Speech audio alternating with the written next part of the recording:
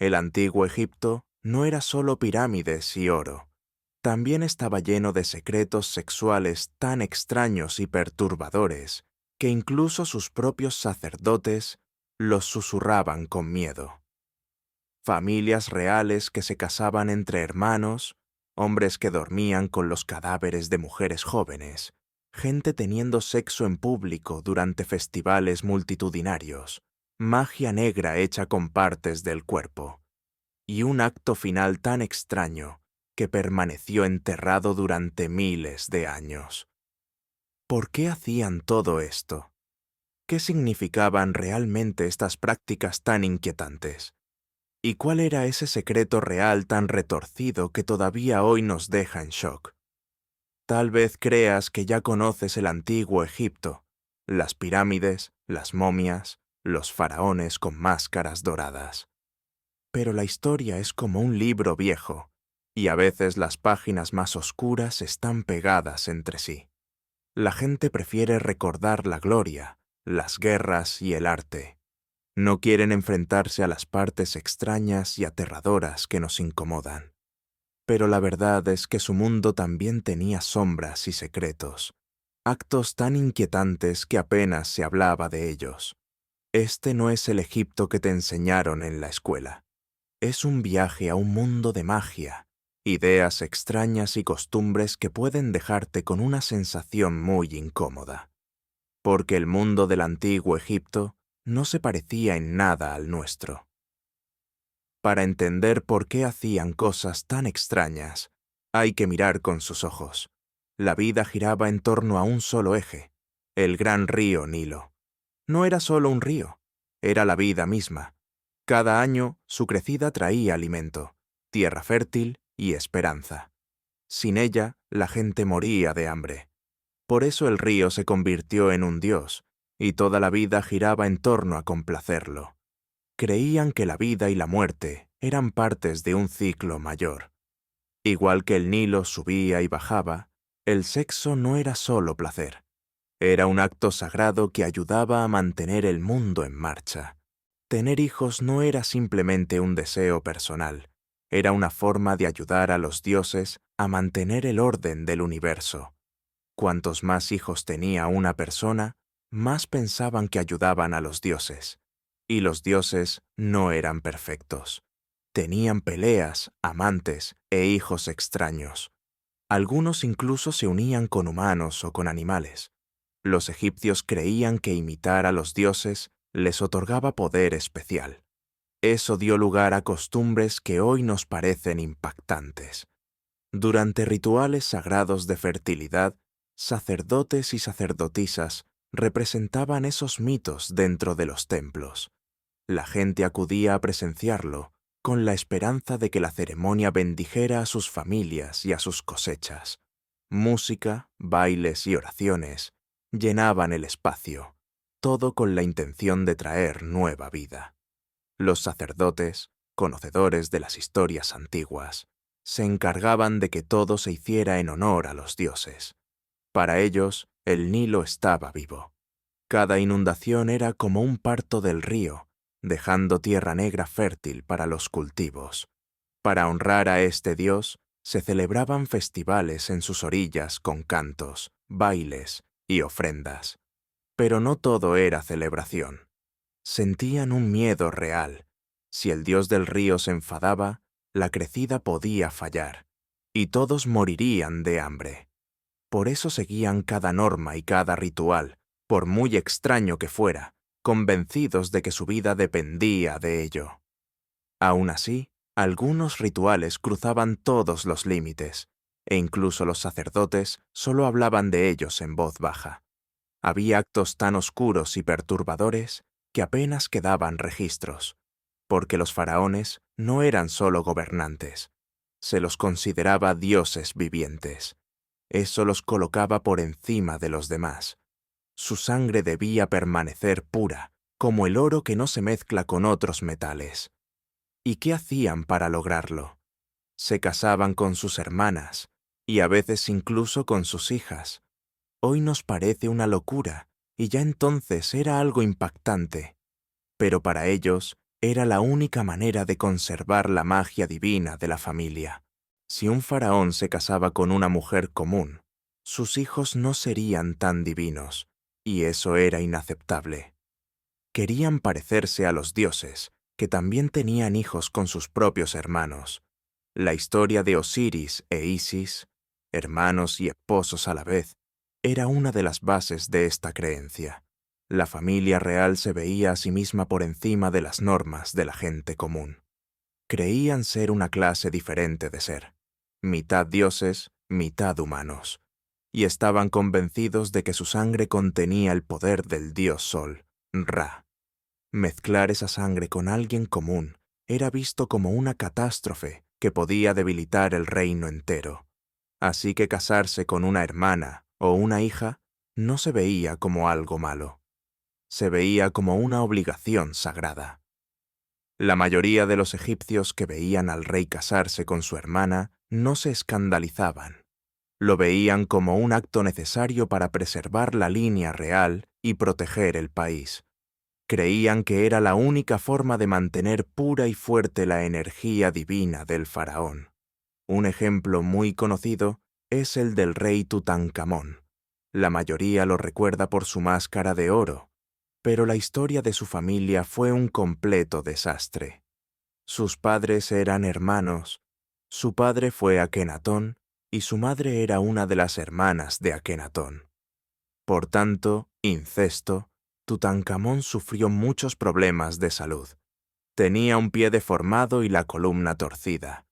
Los expertos creen que esto se debió a que sus padres eran demasiado cercanos genéticamente. Y no fue el único caso. Cleopatra VII, la famosa reina, también descendía de una larga línea de matrimonios entre hermanos. Era una costumbre real, una forma de conservar el poder y la pureza dentro de la familia. Para los egipcios era lo correcto, pero el precio era alto. Muchos de sus hijos nacían enfermos o débiles. Ellos creían que los dioses tenían sus razones, pero las consecuencias eran reales. Muchos niños reales morían jóvenes, y los que sobrevivían solían sufrir problemas graves. Esta práctica del incesto no tenía que ver con el amor, tenía que ver con el control y con la religión. Casarse dentro de la familia garantizaba que ningún extraño pudiera tomar el trono. El poder y la riqueza quedaban encerrados en un pequeño círculo. Las esposas hermanas y esposas hijas de los faraones no eran simples consortes. También eran reinas poderosas y tenían autoridad religiosa por derecho propio. Desempeñaban papeles fundamentales en rituales y ceremonias, y su estatus elevado se veía como un reflejo de la grandeza del faraón. Pero la gente común no vivía bajo esas mismas normas. Para la mayoría de los egipcios, casarse con un pariente cercano era considerado profundamente incorrecto. Lo que hacía la familia real se veía como algo reservado exclusivamente para los dioses, un privilegio que solo ellos podían ejercer. Eso los separaba del resto de la población y los hacía parecer aún más divinos. Sin embargo, los secretos reales iban mucho más allá del matrimonio. Había cosas todavía más oscuras, más extrañas y ocultas, aún más lejos de la mirada pública. Hacían lo que fuera necesario para mantener el poder, para tener a los dioses satisfechos y para proteger el reino. Y a veces, eso iba mucho más allá de casarse dentro de la familia. Incluía magia, rituales extraños y creencias inusuales que la mayoría no podía ni imaginar. El faraón era visto como el vínculo entre el pueblo y los dioses. Tenía que hacer lo que fuera necesario para mantenerlos contentos, incluso si eso significaba realizar actos que hoy nos parecerían horribles. Cargaba con un poder inmenso y con un peso aún mayor, viviendo en un mundo lleno de secretos que nosotros apenas podemos concebir. Se esperaba que fuera perfecto y que mantuviera un reino perfecto, y esa presión lo llevó a lugares muy extraños y muy oscuros. Los antiguos egipcios creían profundamente en la magia y la utilizaban en todos los aspectos de la vida. Tenían hechizos para la protección, para la suerte, para alejar espíritus y, por supuesto, para el amor. Y cuando se trataba del amor, no se contenían. Utilizaban lo que hoy llamaríamos pociones o amuletos amorosos, y algunos eran realmente perturbadores. Imagina desear a alguien con tanta intensidad que recurrieras a su cabello, sus uñas o su ropa para un ritual mágico. Creían que mezclar esos objetos personales con hierbas especiales y recitar frases mágicas podía unir a una persona contigo para siempre. La idea era que la esencia de una persona vivía en sus partes del cuerpo. Con solo un pequeño fragmento, pensaban que podían influir en su alma y en sus emociones. Era una creencia poderosa y aterradora. La gente tomaba un mechón de cabello o un trozo de uña, lo combinaba con hierbas mágicas u otros objetos y escribía palabras sagradas sobre cerámica o papiro. A veces lo enterraban o incluso lo mezclaban en una bebida para que la otra persona lo consumiera. Así intentaban controlar los sentimientos de alguien y obligarlo a amar. No eran juegos inocentes, eran actos mágicos serios, destinados a interferir con la voluntad de otra persona. Algunas de las versiones más inquietantes de estos hechizos han aparecido en antiguos rollos de papiro. Describen mezclas de ingredientes como sangre de ave, plantas trituradas e incluso partes de cuerpos muertos. Se creía que el poder de las momias era el más fuerte, así que a veces incluían fragmentos de ellas en los rituales. Los muertos eran vistos como más cercanos a los dioses, y su energía se consideraba capaz de potenciar el hechizo. Estos rituales no buscaban simplemente atraer a alguien. A menudo pretendían que la persona dejara de amar a cualquier otra. No era solo amor, era control. El objetivo era atar a alguien por completo, estuviera de acuerdo o no. Imagina a un joven obsesionado con una mujer. Podía acudir a un mago o a una sabia en busca de ayuda. El hechizo podía exigirle encontrar un mechón del cabello de la mujer, mezclarlo con su propia sangre y colocarlo dentro de una pequeña figura de arcilla. Después pronunciaba palabras mágicas sobre la muñeca, convencido de que obligaría a la mujer a amarlo. No eran rituales inocentes, eran serios, y la gente temía su poder. Quienes se creía que estaban bajo un hechizo de amor eran vistos como atrapados por la magia, y era una idea que producía verdadero miedo. Las personas estaban dispuestas a llegar a extremos terribles para conseguir a quien deseaban, even si eso significaba recurrir a una hechicería oscura y peligrosa. En el antiguo Egipto, el sexo y la magia estaban profundamente unidos. El sexo se veía como la fuente misma de la vida, y por eso tenía una energía inmensa. Esa energía podía utilizarse para hechizos, tanto para ayudar como para dañar. La gente la usaba para concebir, para asegurar partos sanos y para proteger a sus familias. Pero también se utilizaba para manipular a otros. Algunos hechizos buscaban causar enfermedad o incluso volver estéril a alguien. Estas eran formas muy oscuras de magia. También existían hechizos para castigar la infidelidad. Si un hombre creía que su esposa le era infiel, podía acudir a un hechicero para dañarla mediante un conjuro. Creían que la magia podía cumplir sus deseos, incluso si implicaba algo cruel. ¿Qué harías si la magia fuera tu única oportunidad? Si amaras a alguien que no te correspondía y creyeras que un hechizo podría cambiarlo, ¿usarías el poder de los dioses y de los muertos para lograrlo? Incluso si significara recurrir a algo aterrador. Para los antiguos egipcios, esto no era una pregunta hipotética, era real. Los dioses de Egipto no eran perfectos como en otras religiones. Se comportaban como seres humanos. Podían sentir celos, ira o realizar actos que hoy nos impactarían. Una de sus creencias más extrañas era que los dioses podían convertirse en animales cuando lo desearan. El dios Sol Ra, por ejemplo, podía transformarse en un gato gigantesco. Horus, el dios del cielo, solía representarse como un halcón. Una diosa feroz como Sekhmet aparecía como una leona. Para los egipcios, esto no eran simples mitos. De verdad creían que los dioses podían transformarse así, y por eso los animales no eran criaturas comunes y corrientes. Se los veía como símbolos vivientes del poder divino. A causa de esa creencia, los animales formaron parte de varios rituales sexuales inusuales, y a veces perturbadores, destinados a honrar o imitar a los dioses. En ceremonias secretas, algunas personas realizaban actos sexuales con animales.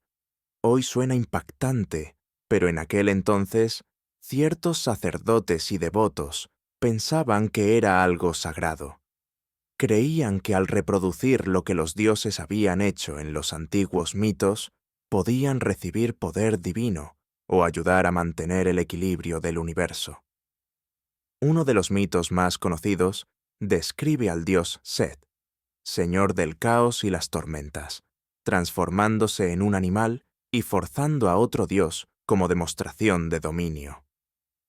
Los seguidores de Set repetían esta historia en ritos ocultos, con la esperanza de absorber su ferocidad y su fuerza. Pero ese no era el único ritual extraño.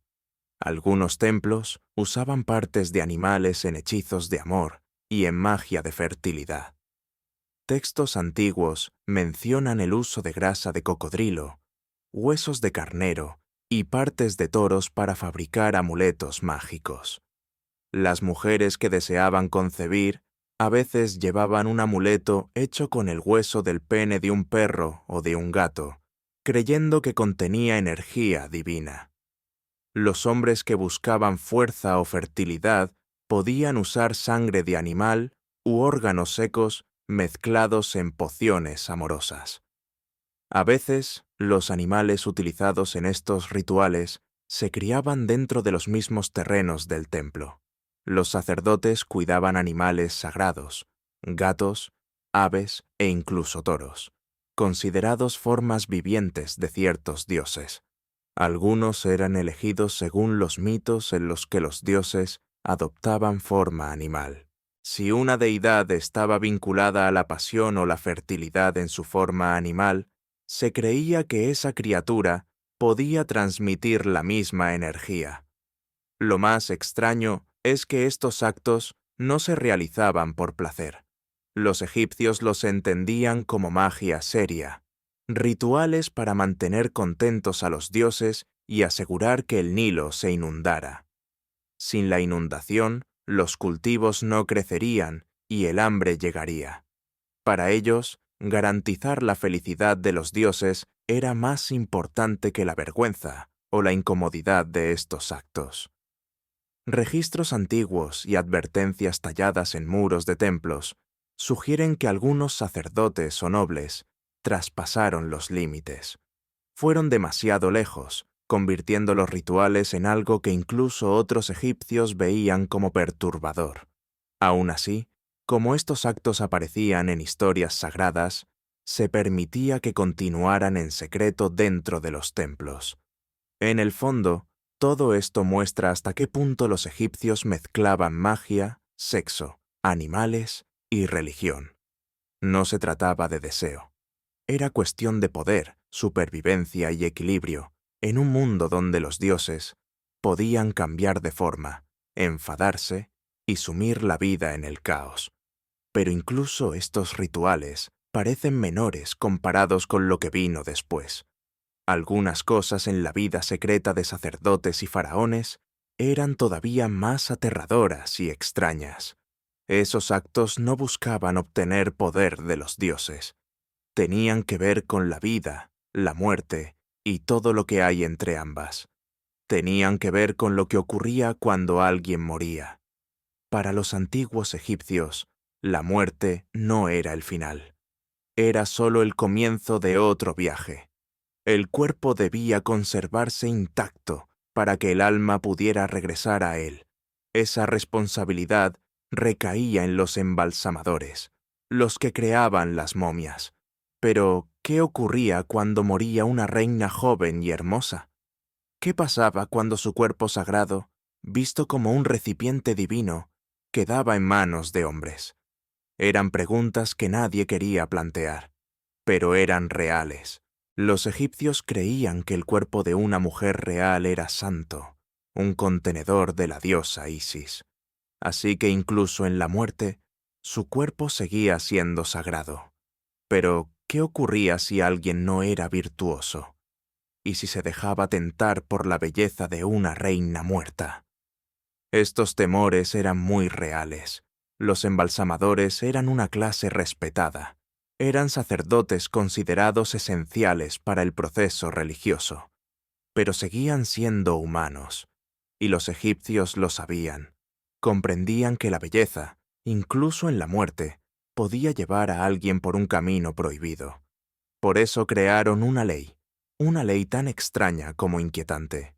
Si una mujer real moría joven y hermosa, los embalsamadores debían esperar 3 o 4 días antes de empezar su trabajo. Esta norma se creó para evitar que estuvieran a solas con su cadáver recién fallecido. La idea era que después de unos días, el cuerpo empezaría a descomponerse y sería menos tentador. Para entonces, la belleza habría desaparecido. Era su manera de admitir que algunas personas podrían cruzar la línea. Era una forma de protegerse contra algo profundamente vergonzoso, algo que deshonraría a la familia y ofendería a los dioses. Una medida destinada a evitar una realidad temida. ¿Pero era solo miedo? ¿O ya había sucedido? ¿Era simplemente un rumor? ¿O algo mucho peor? El mito de Osiris e Isis ofrecía una manera de hablar del tema. Osiris fue asesinado por su hermano Seth, y su cuerpo fue despedazado. Isis, su esposa, reunió los fragmentos. Usó magia para devolverle la vida por un instante. Y en ese momento concibieron un hijo, Horus. El mito mostraba que la vida podía seguir a la muerte, y que el sexo tenía un lugar dentro de ese ciclo. Pero algunos utilizaron esta historia para justificar sus actos. Decían que si Isis podía unirse a un cuerpo muerto, ellos también podían hacerlo. Era una forma retorcida de pensar. Creían que si una diosa lo hacía, no podía ser realmente incorrecto. Estas eran cosas de las que la gente no hablaba abiertamente. Se susurraban en las salas traseras de los templos o quedaban encerradas en las cámaras de embalsamamiento. Eran secretos que todos conocían, pero que nadie se atrevía a pronunciar. Aún así, el antiguo Egipto también era un lugar de leyes y castigos severos.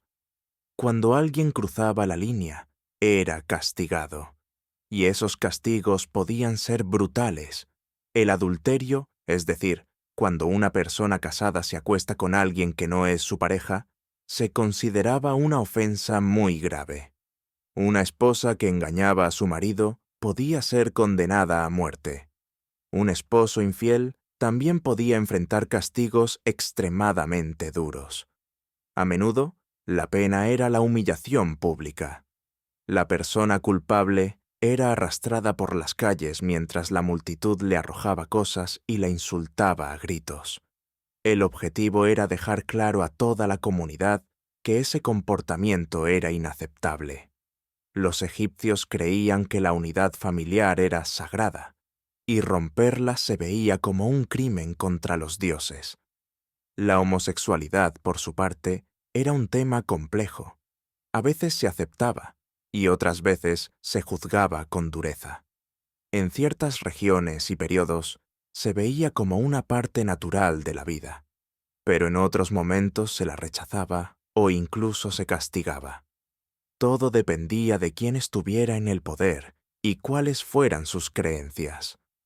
Las leyes no eran siempre uniformes en todo Egipto, pero cuando los actos entre personas del mismo sexo se trataban como crímenes, las penas solían ser severas. La persona podía ser avergonzada públicamente y perder su lugar en la sociedad. Se la consideraba inmoral y se la expulsaba de su comunidad.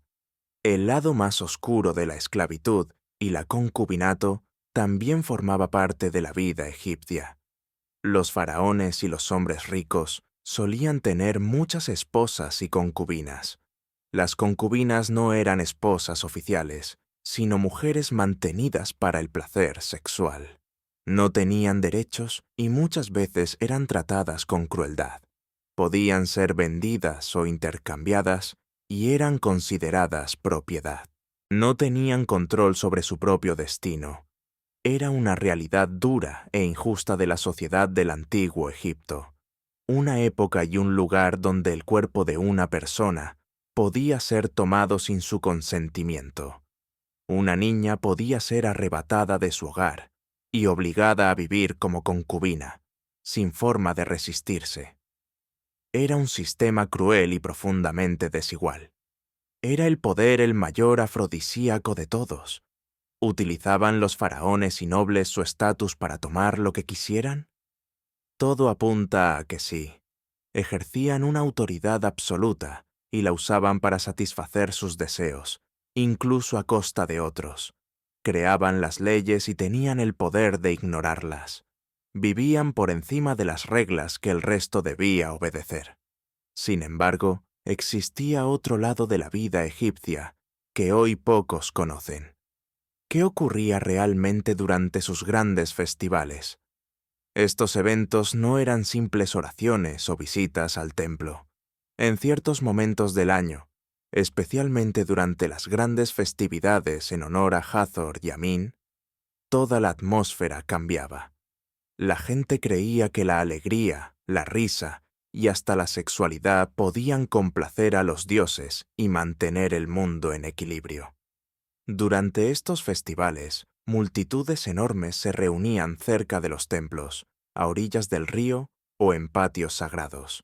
Cantaban canciones, aplaudían, tocaban tambores y sonajas llamadas sistros. Sus danzas eran audaces y expresivas, y aunque hoy puedan parecer escandalosas, en aquel tiempo eran sagradas. Hathor, por ejemplo, era conocida como la diosa del amor, y también de la alegría embriagadora. Se creía que adoraba la música, la risa y el placer. Por eso, durante su festival, beber vino y cerveza no solo estaba permitido, era parte del culto.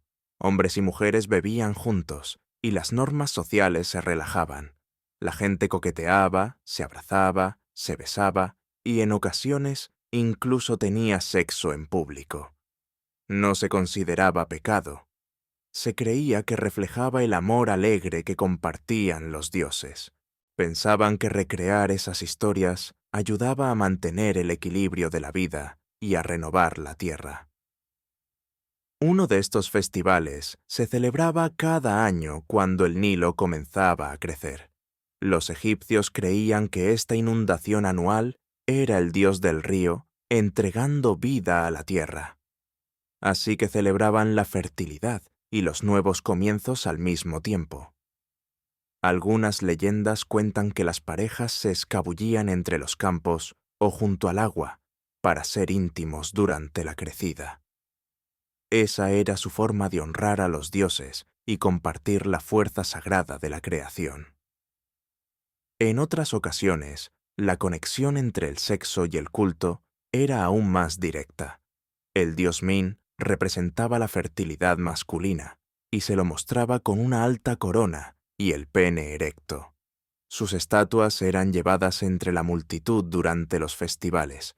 Las mujeres a veces levantaban sus faldas o bailaban con el torso descubierto en su honor. Esto no se veía como algo indecente, sino como un acto de devoción hacia la energía creadora de la vida. Algunas de las canciones festivas eran humorísticas y coquetas. Hacían bromas sobre el deseo y el amor, a menudo relatando historias de dioses que se seducían o se engañaban entre sí. La risa misma era sagrada, porque alejaba la tristeza y la oscuridad. Por un breve tiempo, las personas, ricas o pobres, jóvenes o mayores, podían olvidar sus problemas y simplemente celebrar la vida. Los egipcios creían que sus dioses se deleitaban con la felicidad y que la tristeza podía ofenderlos. Por eso sonreír, bailar e incluso comportamientos eróticos se convertían en ofrendas sagradas. Por supuesto, no todos participaban en los aspectos más extremos del festival. Algunos solo bailaban, cantaban o miraban desde los márgenes. Pero era entendido y aceptado que algunos serían más atrevidos, especialmente después de beber. Y por extraño que parezca hoy, esa libertad era vista como parte de la magia del evento. Estos festivales también estaban profundamente conectados con la esperanza de fertilidad. Las parejas que no podían concebir acudían con la esperanza de recibir una bendición divina. Creían que participar en la alegría, o incluso hacer el amor cerca de un templo, podía aumentar sus posibilidades. En algunos casos, los sacerdotes representaban obras teatrales basadas en historias románticas de los dioses. Estos dramas sagrados podían incluir abrazos, caricias o danzas sugestivas que simbolizaban el deseo. No se ocultaba ni se trataba como algo vergonzoso. Toda la comunidad lo presenciaba junta. Los templos estaban llenos de grabados y pinturas que mostraban a dioses y diosas juntos. A veces, estas escenas insinuaban claramente amor o conexión sexual. Pero para los egipcios, esas imágenes no eran escandalosas. Servían como recordatorios de que el amor y el deseo eran naturales, e incluso divinos. Con el paso de los siglos, muchas de estas costumbres fueron desapareciendo. En épocas posteriores, con la llegada de gobernantes extranjeros y religiones más estrictas, los festivales se volvieron más controlados y silenciosos. Los rituales más antiguos recordaban un tiempo en que la alegría, la risa y hasta el sexo eran formas de comunicarse con los dioses. Para el pueblo egipcio, estas cosas no eran vergonzosas ni impuras. Eran formas de conectarse con el poder divino y de agradecer por la vida. Creían que los dioses también experimentaban amor y deseo, así que no había necesidad de ocultar esos sentimientos. Podían formar parte de la vida en comunidad, al menos en los días especiales de festividad. Y aunque esas prácticas puedan parecernos chocantes hoy en día, revelan cuán profundamente los egipcios mezclaban la fe con la experiencia cotidiana. El sexo no siempre era un acto privado. También podía ser una oración, un ritual alegre o incluso una forma de mantener el mundo en movimiento. Para quienes participaban en aquellas antiguas multitudes, la música, los bailes, las risas y la audacia no eran solo entretenimiento. Creían que los dioses observaban, sonreían y quizá incluso se unían a la celebración. Y por un breve momento cada año, todos podían olvidar sus preocupaciones y celebrar el hecho de estar vivos. Estos festivales nos recuerdan que la historia siempre guarda sorpresas. Detrás de las pirámides y los rostros dorados de los reyes, había momentos en los que toda la sociedad se unía para celebrar de la forma más humana. Pero mientras la multitud reía y danzaba bajo el sol ardiente de Egipto, ciertos rituales permanecían ocultos, susurrados solo entre sacerdotes en cámaras silenciosas. Actos tan extraños que todavía hoy nos resultan impactantes, porque los egipcios no buscaban solo fertilidad y amor en público. También lo buscaban en los sueños, en el silencio oscuro de los templos. Esta práctica se llamaba incubación onírica. Quienes deseaban tener hijos, curarse o recibir ayuda en el amor, acudían a templos sagrados. Pasaban la noche allí, acostados sobre esteras o camas de piedra especiales. Antes de dormir, rezaban, llevaban ofrendas de comida o vino y pedían a los dioses que los visitaran en sueños. No eran sueños comunes.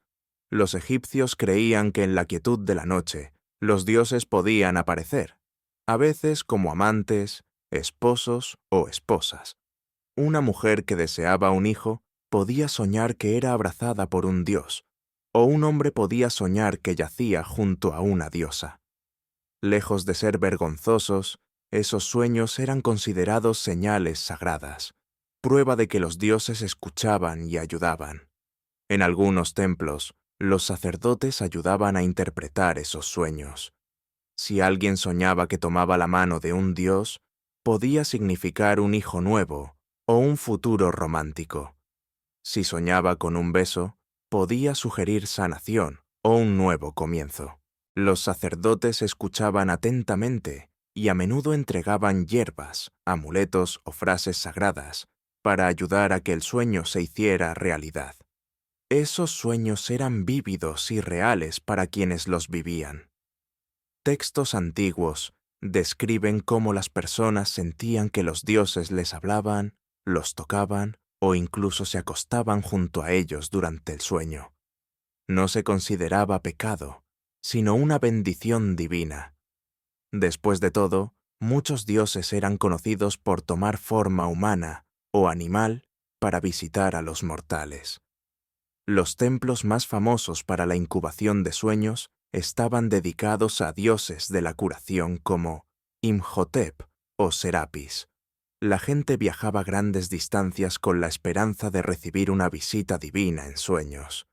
Algunos se quedaban varias noches hasta que llegaba el sueño adecuado. Por la noche, los templos eran tranquilos, iluminados por lámparas de aceite, con incienso llenando el aire. Las personas se acostaban una al lado de la otra, cada una esperando su momento con lo divino.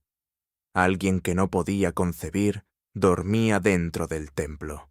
Si soñaba con un dios o una diosa amorosa, se consideraba señal de fertilidad venidera. A veces las parejas dormían allí juntas, esperando compartir el mismo sueño. Por la mañana, los soñadores contaban a los sacerdotes lo que habían visto. Algunos sueños se escribían y se guardaban en los archivos del templo para que otros los leyeran. Estos registros se tallaban en piedra, se escribían en papiro o se presionaban en pequeñas tablillas de arcilla. Para la gente moderna, estos encuentros oníricos pueden parecer extraños o demasiado personales, pero para los egipcios eran conexiones sagradas con los dioses. El amor, el deseo y la pasión no eran cosas que se ocultaban del cielo. Se consideraban dones enviados desde allí. Así que mientras unos danzaban afuera bajo el sol, otros rezaban en silencio, esperando otro tipo de contacto, uno que llegara en sueños. A lo largo de toda esta historia, hemos dejado pistas, indicios sobre secretos encontrados en antiguos pergaminos.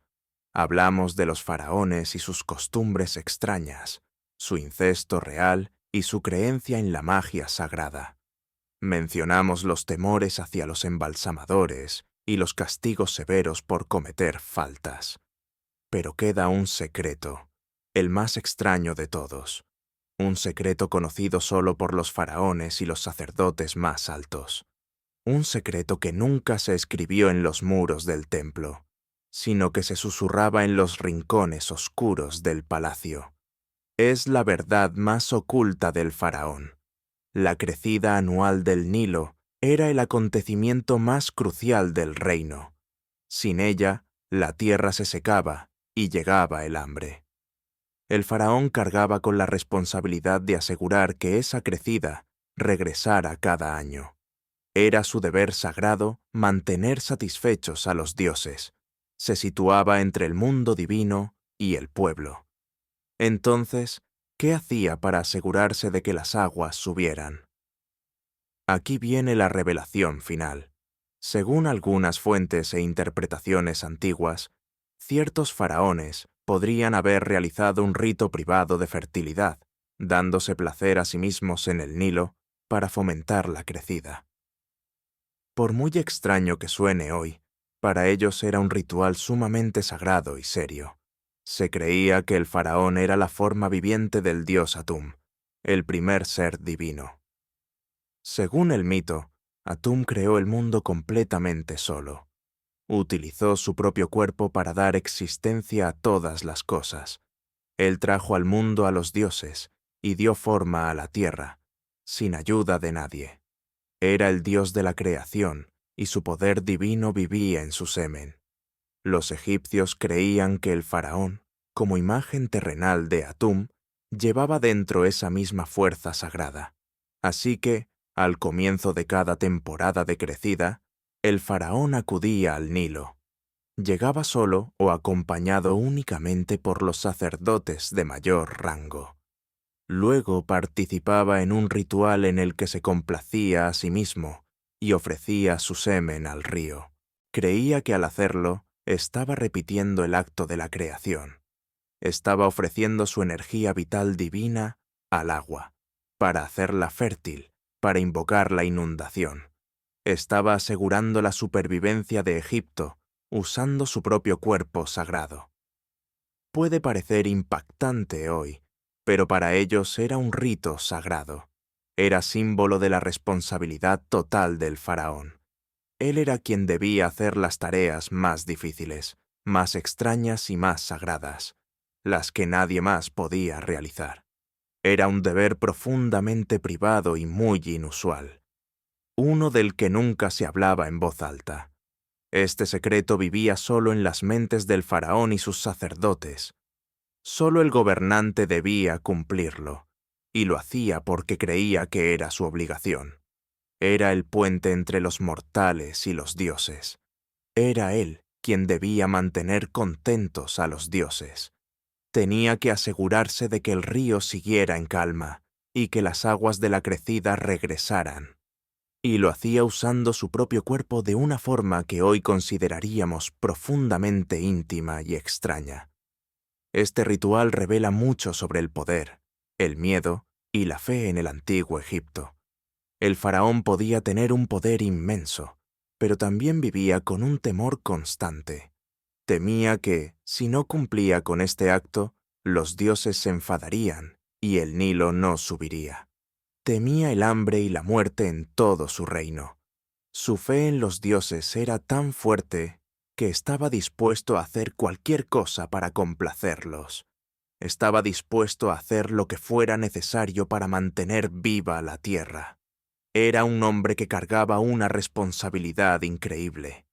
Y vivía rodeado de misterios que la mayoría de nosotros jamás podríamos imaginar. Se esperaba de él perfección y que mantuviera un reino perfecto, y esa presión lo llevó a lugares extraños y oscuros. ¿Por qué nos resulta todo esto tan fascinante? Porque nos recuerda que la historia no son solo templos y oro. También puede ser oscura, misteriosa y profundamente humana. La gente del antiguo Egipto también era humana. Tenían miedos, deseos y esperanzas. Sentían tristeza y alegría, igual que nosotros, pero su realidad era completamente distinta. Vivían en un mundo moldeado por dioses, hechizos y creencias que hoy nos parecen imposibles. Hacían cosas que ni siquiera podemos imaginar. Creían en cosas que nosotros no nos atreveríamos a creer, pero sus razones eran reconocibles. Vivir, amar, continuar. Ellos también intentaban sobrevivir, igual que nosotros, pero en un mundo lleno de rituales y sombras. Debían responder ante los dioses, ante el río y ante su faraón. Enfrentaban la muerte y el misterio constantemente. Hacían cosas que nos parecen aterradoras, pero creían que era la única forma. Creían que así se evitaba que el universo se desmoronara. Esta es la historia real del antiguo Egipto. Es mucho más que ataúdes dorados y monumentos relucientes. Es el relato de gente común en un mundo guiado por el miedo, la magia y creencias milenarias. Un mundo muy distinto al nuestro, y sin embargo, extrañamente familiar. Hacían cosas inquietantes porque pensaban que eran necesarias. Si tú fueras faraón, ¿lo habrías hecho también para salvar a tu pueblo? Nadie puede saberlo. Pero estos antiguos secretos siempre están esperando a ser redescubiertos. Y aunque no siempre sean hermosos, siempre son profundamente humanos. Si este viaje por el mundo oculto del antiguo Egipto te ha intrigado, no olvides darle like a este video y suscribirte a nuestro canal. Tu apoyo significa muchísimo para nosotros. Cuéntanos en los comentarios, ¿desde qué país nos estás viendo? ¿Y qué parte de esta historia te sorprendió más? Gracias por acompañarnos y nos vemos en el próximo video.